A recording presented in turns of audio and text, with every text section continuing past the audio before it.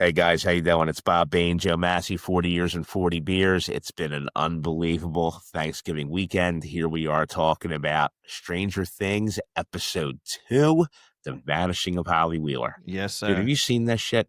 Episode 1 was already incredible. I And all now we're on record multiple times. All four of them were incredible. So this one starts with a Demogorgon coming after Holly and her parents. right. He tries to kill the parents. Now, how about Mrs. the Wheeler. scene? Go ahead. I know where you're going with this because Mrs. I Wheeler did feel a like fantastic job trying to fight back. I didn't know she she did. had that in her. I didn't know she had it in her either. And the problem was she had to get too close, right? Yeah. She needed like a 7 8 foot samurai sword. She couldn't. She The had half a bottle, bottle of wine. and listen, she fought her ass off protecting her kid. Yeah. Shout out to Mrs. Wheeler, Karen Wheeler. You know what? She almost slept with the 17-year-old. She decided not to. She almost killed a Demogorgon. She by trying to kill the Demogorgon. Bro, and they were surviving. underwater for a long time. Dude, I mean, I went back, just the cut scenes from what we saw on Netflix. I went back and tried to hold my breath the whole amount of time that you knew they were underwater, and I couldn't do it. Wait a minute. Fans, listeners, you see how committed? Do you see Yeah, how committed we are? this So is what you're we're saying doing. is, because our Stranger Things fans will understand exactly what you're talking about. Did you put bubbles in the tub? I did not put bubbles in it? the No. I was sitting right here in this seat, just holding my breath. I didn't go in a tub. I'm So just how do saying you know I tried you- to hold my breath for the same amount of time that it would appear Mrs. Wheeler and Holly were holding their breath, and I couldn't. How do it. long? How long was it? I don't know, but So how do you know you couldn't achieve it if you don't even know? Because you I don't went- even have a frame I of replayed reference. that scene, and I started breathing before they did. Okay. Before they came All right, up. Fair enough.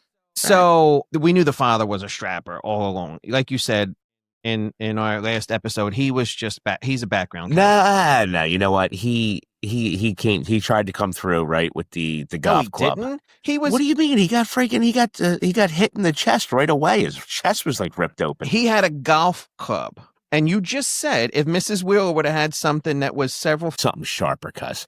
I mean, look, what was a golf club going to do to this poor thing? if that happened to you and your wife, and then you both survive, I would never be able to look my wife in the face again, knowing that she did a better job than I did. No, on I the agree. Demogorgon. By the way, just a heads up, fans of Stranger Things, here's the Karen Wheeler. Yes. So he tries to kill their parents. We find out in that episode that I don't think they give us a lot of status on the father. You do get the impression that he's not dead, but we know Mrs. Wheeler survived the attack. Correct. Holly Now, is in this the is- upside down. So that's a great transition. So now Hopper and Elle, right? are They're both in the down. upside They're down. both in the upside down, and Holly's in there. So this is the first time we encounter, I guess, what we're going to call the wall. Yes. What I wrote in my notes was a giant living, breathing monster wall. I guess at this point, right? What would you call it? episode 2? I don't know. At this point in episode 2, I guess I would agree with you.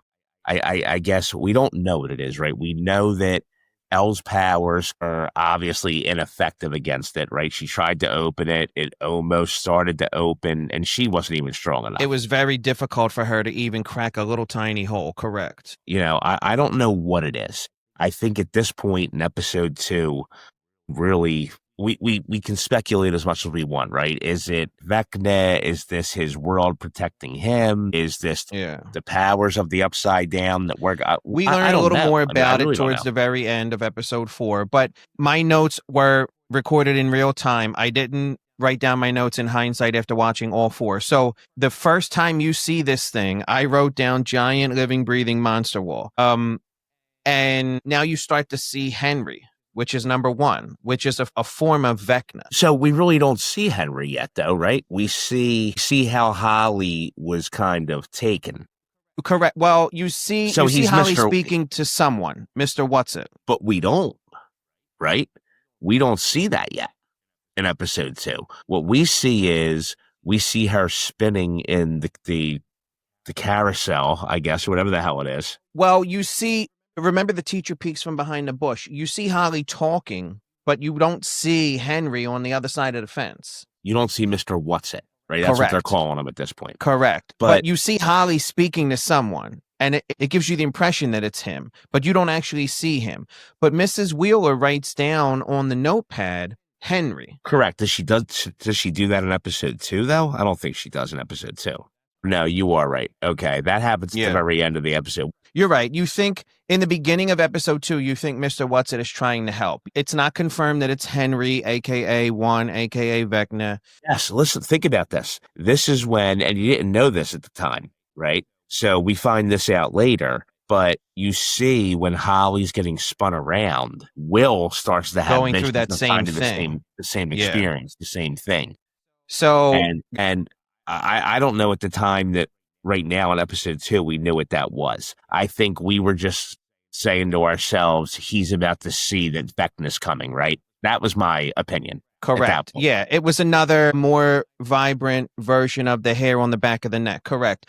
But 16-minute mark in episode 2, Will tells his mother, "It's almost as if I was the Demigorgon." So you actually and then sent that's me a when text last that's night. when that whole part of the story really begins to unfold. But you don't know any more than just that in episode 2, like you're saying. So what is it? Is he right now where we're at in the story in episode 2? Is he connected to Vecna in a way that he can see everything?